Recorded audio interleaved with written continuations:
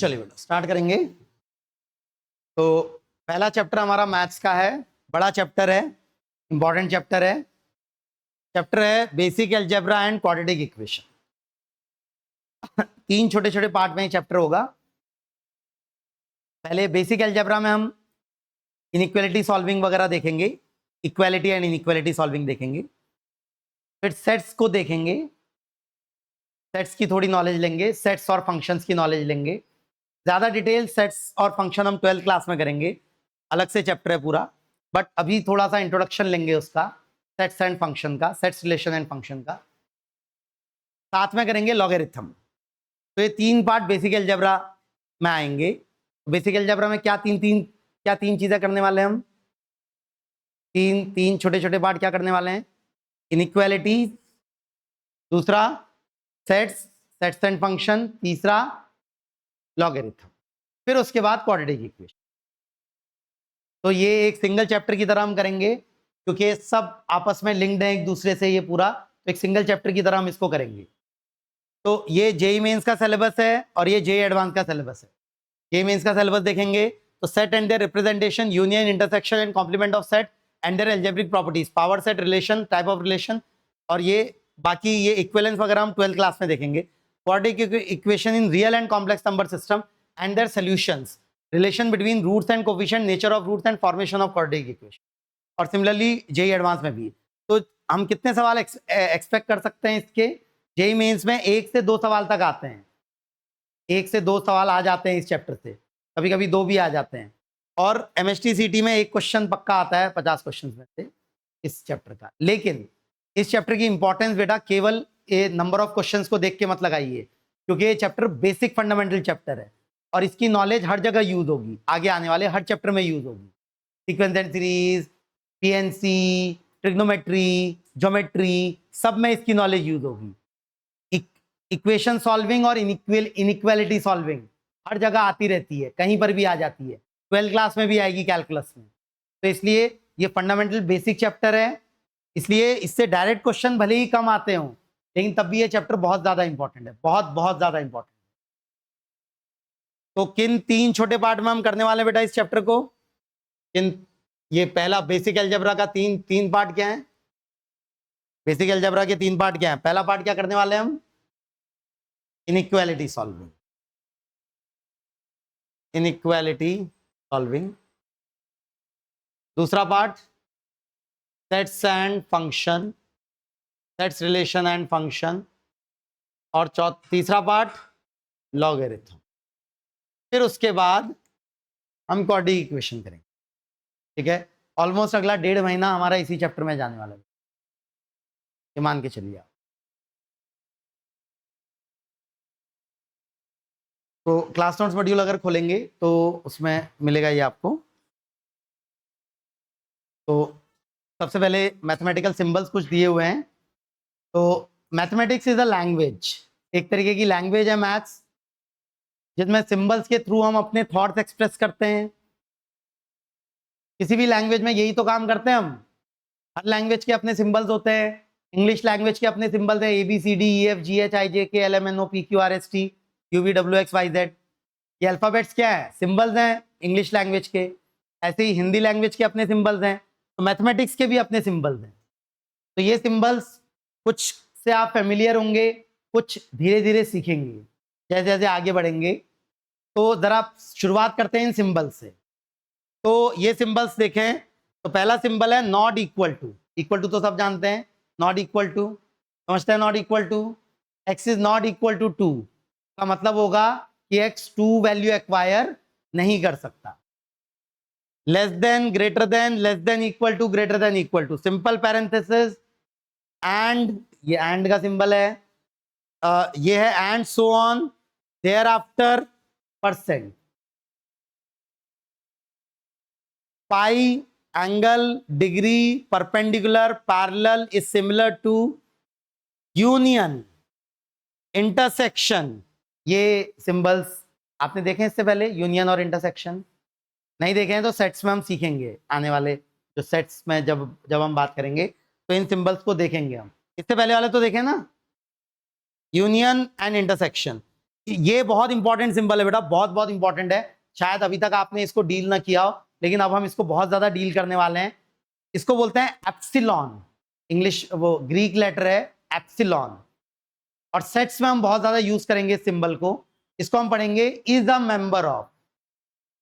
एक सेट की जब हम बात करेंगे तो ये बोलेंगे कि x is a member of, x belongs to capital A, अगर ऐसा लिखा होगा, या बिलोंग्स टू या इज अ मेंबर ऑफ, ये लैंग्वेज हम यूज करेंगे। इज अ मेंबर ऑफ या बिलोंग्स टू, दोनों एक ही बात है, बिलोंग्स टू। और एप्सिलॉन, एप्सिलॉन में अगर डैश लगा रखा है तो is not a member of या does not belong, does not belong to. तो ये हम बात करेंगे बेटा, ये नए सिंबल्स हैं, नई लैंग्वेज हमको सीखनी है, तो इसलिए सबसे पहले इन सिंबल्स को दिमाग में बैठाना जरूरी है। तो does not belong to, does not belong to.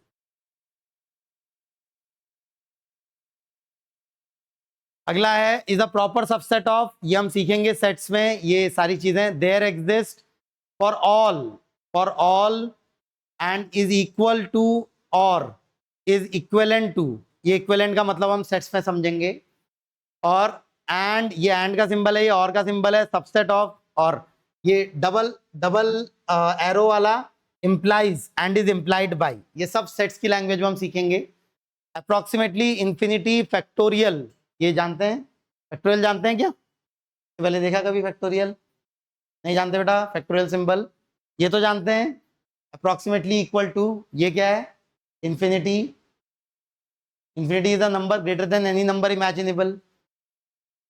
और ये क्या है? फैक्टोरियल। सीखेंगे हम फैक्टोरियल बाइनोमियल थ्योरम में, पहली बार हमारा पाला फैक्टोरियल से पड़ेगा बाइनोमियल थ्योरम चैप्टर में।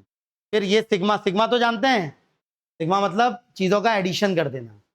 फिर ये स्क्वायर रूट्स का symbol, omega, gamma, theta, such that and phi. फिर बड़ा ओमेगा, बड़ा डेल्टा, बड़ा pi, arrow, derivative, partial, integral, ये सब 12th क्लास में सीखेंगे सिंबल। ठीक है, चलिए तो होमवर्क क्या है आपका, आपको घर जाके करना क्या है, और बहुत सारे स्टूडेंट इसको बहुत लाइटली लेते हैं, बट अगर आप इसको लाइटली लेंगे तो आपकी कैलकुलेशन की स्पीड बहुत ज़्यादा इफेक्ट होगी। और स्पीड मैटर करती है बेटा, मैथ्स में तो सबसे ज़्यादा मैटर करती है, फिजिक्स केमिस्ट्री में भी मैटर करती है, क्योंकि मैथ्स में आपको सबसे ज़्यादा टाइम लगने वाला है कैलकुलेशन में। अगर आपकी कैलकुलेशन की स्पीड अच्छी नहीं हुई, आप चीज़ों को ऐड, मल्टीप्लाई, डिवाइड या सब्ट्रैक्ट, बेसिक मैथमेटिकल ऑपरेशन बेटा जो अभी तक सीख चुके हैं आप 10th क्लास तक, ठीक है ना, एडिशन करना, सब्ट्रैक्शन करना, मल्टीप्लिकेशन करना और डिवीजन करना, ये जो बेसिक मैथमेटिकल ऑपरेशन है, ये इसमें अच्छी स्पीड होना बहुत जरूरी है। तो सबसे पहला काम है 1 से लेकर 19 तक की टेबल याद करना। याद है? नहीं याद है? 20 की तो हर किसी को याद होगी, बट 19, 18, 17, 16, 15, 14 इनकी याद है? नहीं याद है? मुझे पक्का पता है 70% बच्चों को 10 तक की टेबल ही याद होगी, हाँ, या 12 तक की। 12 तक की आसान है, 13 से 19 की याद नहीं करेंगे। हाँ, आती है? हाँ, आती है 16 की टेबल? कितनों को आती है 16 की टेबल? हाथ उठाइए, 16 की टेबल कितनों को आती है?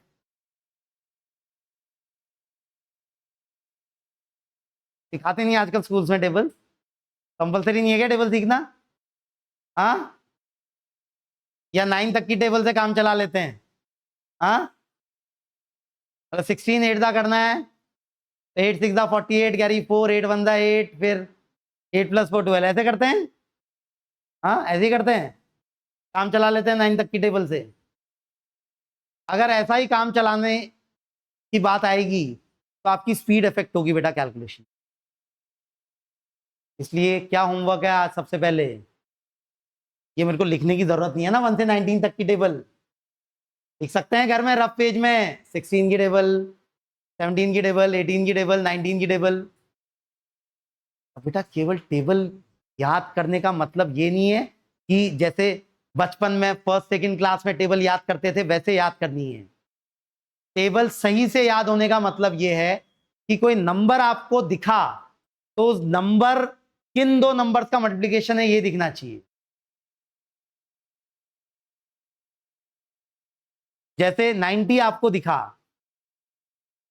90 दिखा, तो 90 किसकी टेबल में आता है? 18 की टेबल में आता है या 19 की टेबल में? किसकी टेबल में आता है 90? 18 की टेबल में। 18 5 जा 90 होता है।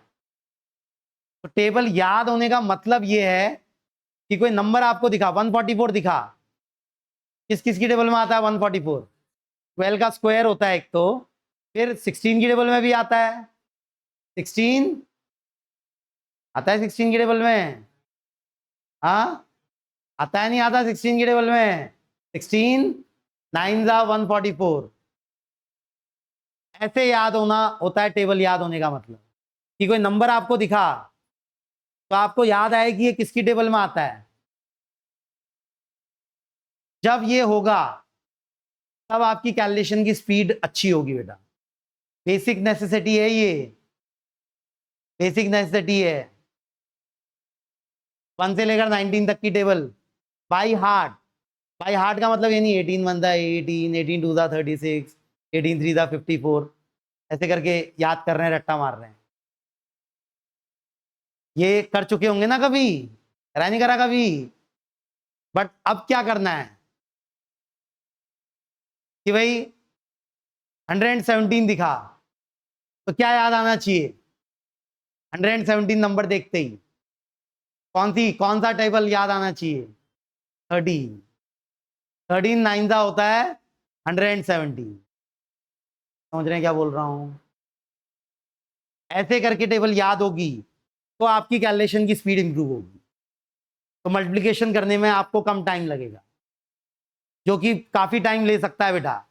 मल्टीप्लिकेशन करना बहुत टाइम ले सकता है, इसलिए टेबल्स याद करना। एक छोटी सी बात लग रही होगी लेकिन ये मैटर करती है भाई। एक क्वेश्चन करने में आपको 3 मिनट लग रहा है और वही क्वेश्चन दूसरा बच्चा 2 मिनट में कर ले रहा है, कैलकुलेशन अच्छी होने की वजह से। तो जो 1 मिनट उसको एक्स्ट्रा मिला उसमें वो कुछ और क्वेश्चन अटेम्प्ट कर पाएगा। तो इसलिए क्या होमवर्क है पहला आज घर जाके? टेबल्स, और टेबल्स बाय हार्ट याद करना। कोई नंबर दिखे, लिखिए भले ही बार बार टेबल को। कोई नंबर दिखे तो नंबर किसकी टेबल में आता है ये आना चाहिए जल्दी से दिमाग में। ठीक है, अगला है 1 से लेकर 32 तक के स्क्वायर्स। 32 तक ना भी करें, 25 तक तो पक्का, 25 तक तो पक्का याद होने चाहिए। बोले बेटा, 2 से शुरू करिए। 2 का स्क्वायर 4, 3 का स्क्वायर 9, 4 का स्क्वायर 16, 5 का स्क्वायर 25। अरे आगे टेबल बनी हुई होगी ना शायद। 36, 49, 64, 81, 100, 121, 144, 169, 196, 225, फिर 256, 289, फिर 324 एंड 361, 400, फिर 441, 484, फिर 529, 576 एंड 625। उल्टा भी करना है। ये नंबर कहीं दिखा तो याद आना चाहिए 16 का स्क्वायर है ये, या 361 दिखा तो याद आना चाहिए ये 19 का स्क्वायर है। केवल 19 इंटू 19 करके 361 से काम नहीं चलेगा। जब नंबर स्पेसिफिक नंबर दिखा, स्पेशल नंबर है वो किसका स्क्वायर है ये याद होना चाहिए। मतलब केवल लेफ्ट टू राइट नहीं याद होना चाहिए, राइट टू लेफ्ट भी याद होना चाहिए। समझ रहे हैं? 25 तक तो पक्का, 32 तक कर सकते हैं तो और अच्छी बात है, पर 25 तक तो पक्का याद होना चाहिए। बहुत बहुत यूजफुल होता है। क्यूब्स ज्यादा यूज नहीं होते, स्क्वायर ज्यादा यूज होंगे, क्यूब उतने ज्यादा यूज नहीं होते। बट हाँ 5 तक के क्यूब याद होनी चाहिए एटलीस्ट आपको, एटलीस्ट 5 तक के याद होनी चाहिए कि भाई 2 का क्यूब 8 होता है, 3 का क्यूब 27 होता है, 4 का क्यूब 64 होता है और 5 का क्यूब 125 होता है, 6 का क्यूब 216, 7 का क्यूब, ये याद ना भी रखें चलेगा। ठीक है, बट टेबल याद रखना और स्क्वायर्स याद रखना 25 तक के, this is very very important, बहुत बहुत इंपॉर्टेंट है कैलकुलेशन के लिए, क्योंकि इन्हीं में ज्यादा डील करना पड़ेगा हमको कैलकुलेशन। अगला है लॉज ऑफ एक्सपोनेंट्स। तो बेटा ये 10th क्लास तक आप सीख चुके हैं, बस याद दिला रहा हूं मैं आपको, ठीक है। मैं एक्सपेक्ट कर रहा हूं 10th क्लास तक आपने लॉज ऑफ एक्सपोनेंट सीखे होंगे, ठीक है, नहीं सीखे? पावर को हैंडल करना सीखा है, नहीं सीखा बेटा? बट अभी भी बहुत सारे स्टूडेंट में वीकनेस रहती है, पावर को अच्छे से हैंडल नहीं कर पाते। पावर या एक्सपोनेंट दोनों एक ही बात है। जब एक नंबर की पावर रेज होती है तो लॉज ऑफ एक्सपोनेंट को हैंडल करना अच्छे से आना चाहिए बेटा, हम प्रैक्टिस पे भी सीखेंगे। तो a to the power m into a to the power n can be written equal to a to the power m plus n। आता है ये सबको? मतलब 2 cube into 2 to the power 4 is equal to 2 to the power 7। a to the power m to the power n is equal to a to the power mn। मैं proof वगैरह नहीं करवा रहा इनके, ठीक है, प्रूफ वगैरह नहीं करवा रहा मैं इनके। किए होंगे आपने तो अच्छी बात है, नहीं किए हैं तो भी कोई फर्क नहीं पड़ता, ठीक है। प्रूफ पे टाइम वेस्ट नहीं करूंगा मैं इनके, कोई जरूरत नहीं है इनके प्रूफ की। A B raise to the power n, A raise to the power n into B raise to the power n, power को डिस्ट्रीब्यूट कर सकता हूं मैं, एक्सपोनेंट को डिस्ट्रीब्यूट कर सकता हूं। A upon B raise to the power n is A to the power n upon B to the power n। A raise to the power m upon A to the power n को single exponent में लाना है तो denominator से numerator में लाएंगे तो negative sign के साथ आएगा, ए की पावर m माइनस n, और ए की पावर m अपॉन ए की पावर n न्यूमरेटर से डिनोमिनेटर में लाना है पावर को तो उसका नेगेटिव साइन आ जाएगा, A to the power n minus n। तो ये लॉज ऑफ एक्सपोनेंट मैं एक्सपेक्ट कर रहा हूं आपने पहले देखे हैं और ये दिमाग में बैठे होंगे आपके, बैठे नहीं बैठे बेटा? अगला है नंबर सिस्टम। तो नंबर सिस्टम से शुरू करेंगे बेटा।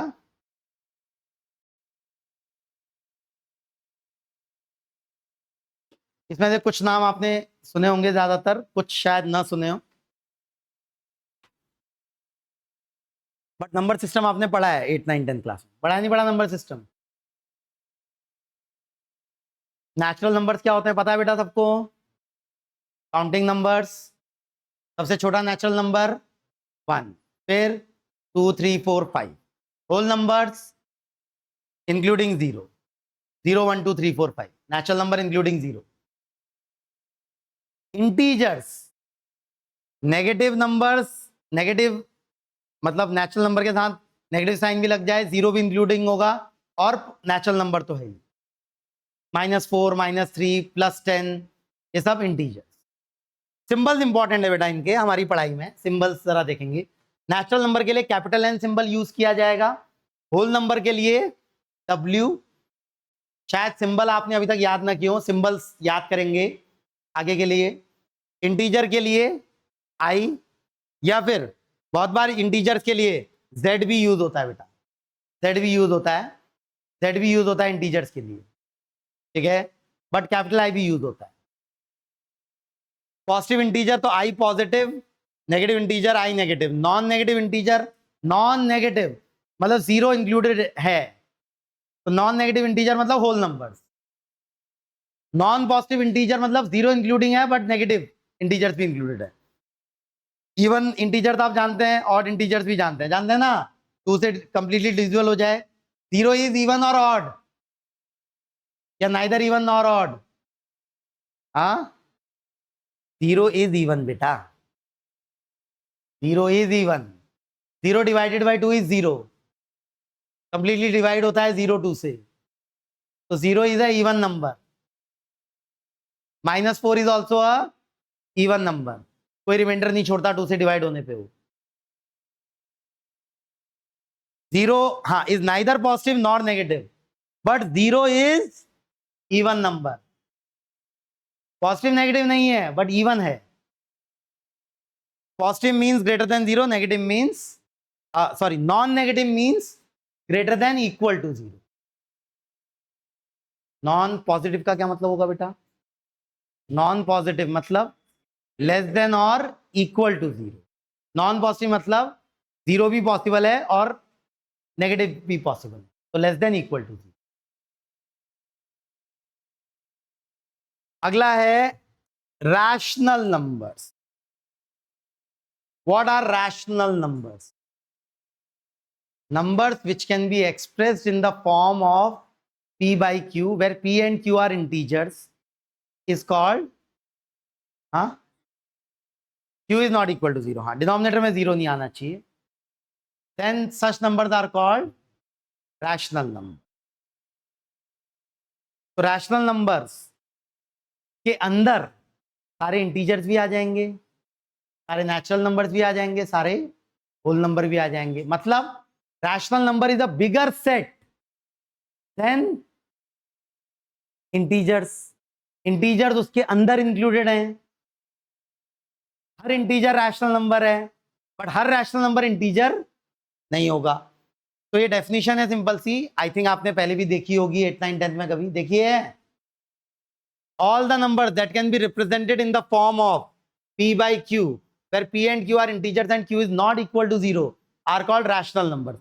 Integer, fraction, terminating decimal number, non terminating but repeating decimal number are all, ये वाले थोड़े अलग हैं, non terminating but repeating decimal numbers, जैसे जैसे 2.33333,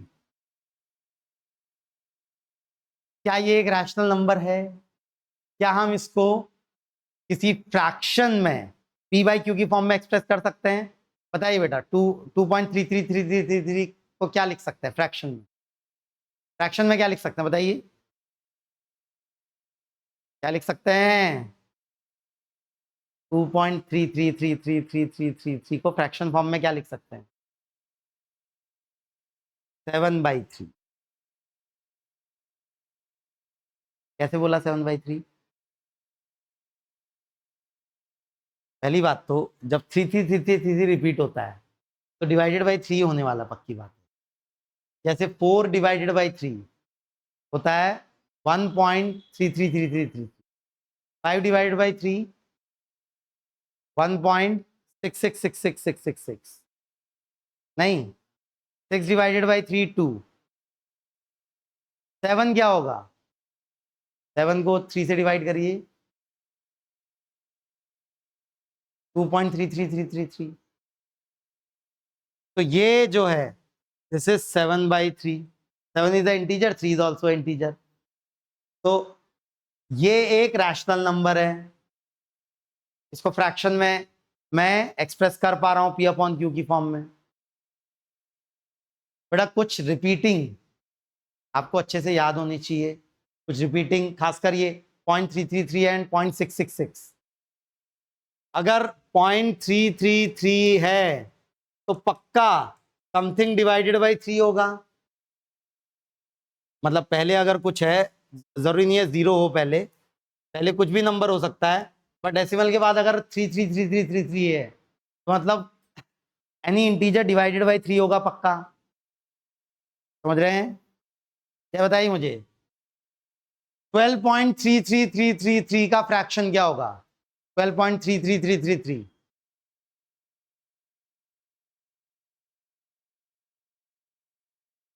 37/3। अभी भी नहीं कर पा रहे। 12.33333 का फ्रैक्शन क्या होगा? 0.3333 आया मतलब 3 से डिविजिबल है नंबर, और मतलब 3 से डिवाइड करना होगा। तो किस नंबर को 3 से डिवाइड करेंगे? 12, पहले 12 आए तो 36, फिर 0.33 है तो 12 से बड़ा होना चाहिए। कितना बड़ा?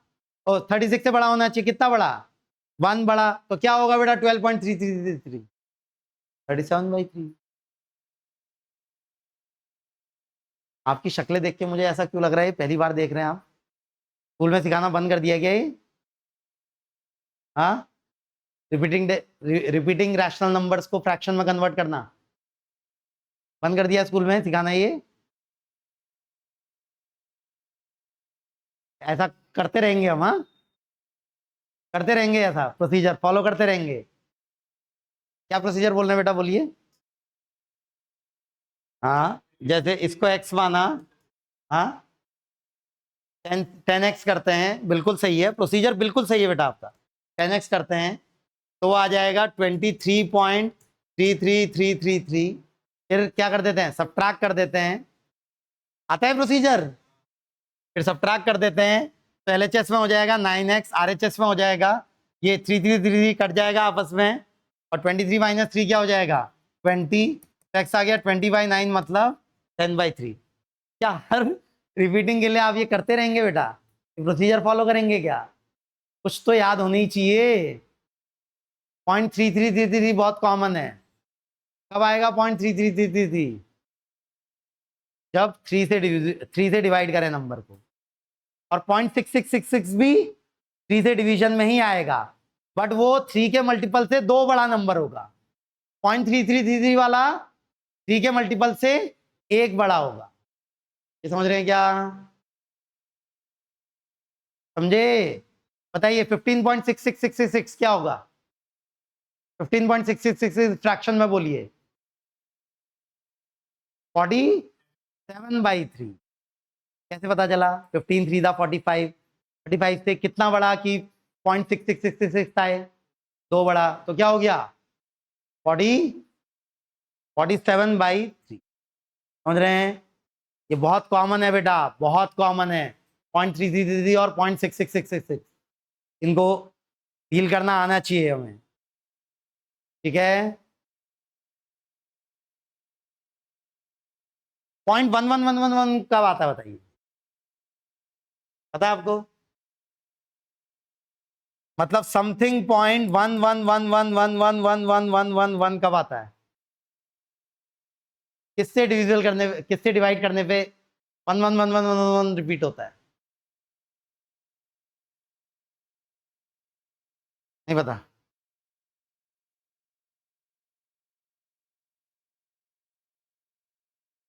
वन किससे डिवाइड करने पे रिपीट होता है? 9 से। 3 से डिवाइड करने पे बेटा या तो 33333 आएगा या 66666 आएगा ना। 1111 कब आता है? 9 से। अरे सिंपली 10/9 करिए बेटा। What is 10/9? 1 9 1 0, डेसिमल के बाद 1 1 0, फिर 1 1 0 1 1 0। नहीं, what is 19/9?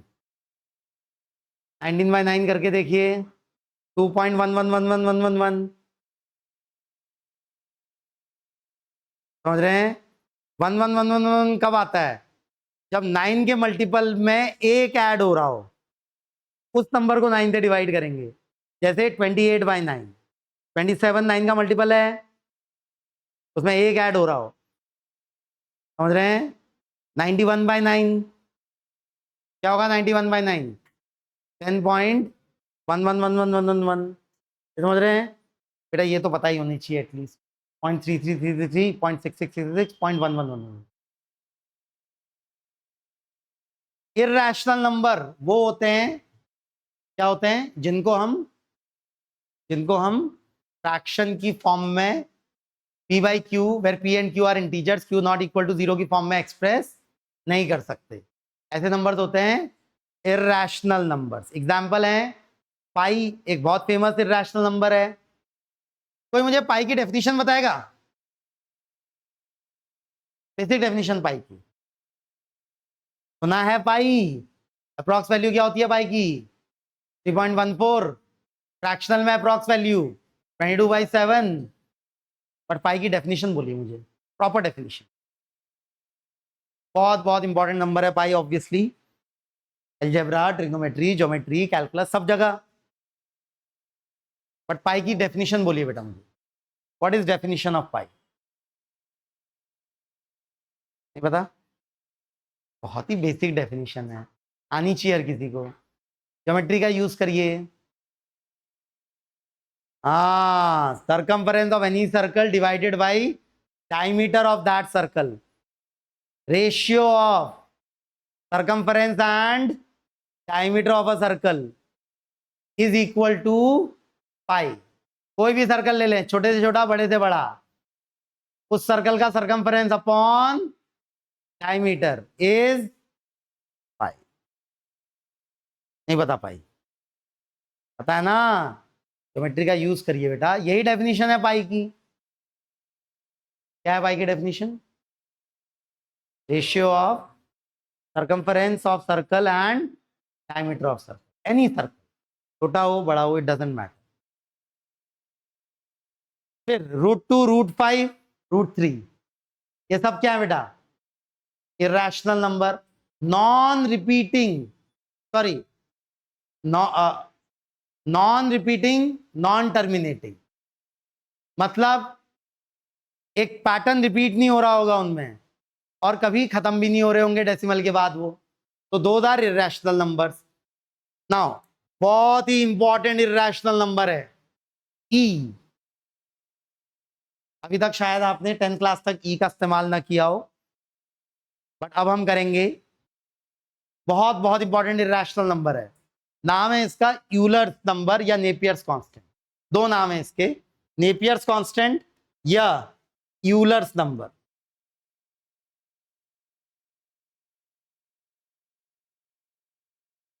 Greatest mathematician, one of the greatest mathematician of all time, Leonard Euler. नाम सुना है आपने इससे पहले लियोनार्ड यूलर का? हाँ, यूलर का नाम नहीं सुना इससे पहले कभी? मैथमेटिशियंस के नाम ही नहीं सुनते ना। लियोनार्ड यूलर के नाम पे, यूलर का क्या कंट्रीब्यूशन था हम सीखेंगे आगे मैथ्स में। यूलर का कंट्रीब्यूशन बहुत बहुत ज्यादा कंट्रीब्यूशन है यूलर का, अलजेब्रा में, खासकर अलजेब्रा में यूलर की बहुत सारी बातें हम सीखेंगे।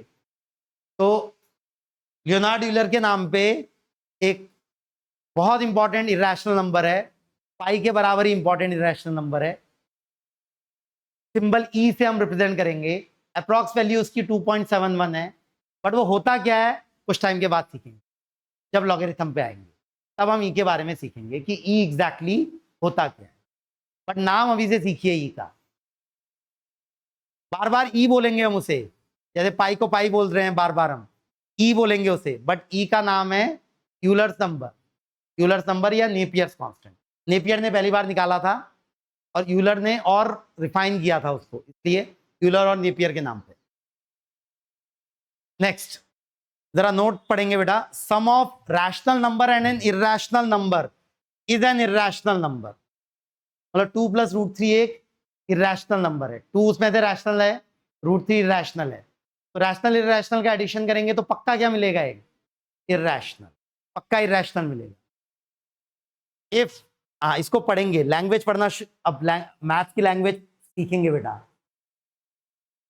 इसको पढ़ेंगे, वर्ड्स में बोलेंगे इसको। क्या लिखा है ये? If A belongs to Q, Q is the symbol used for rational numbers.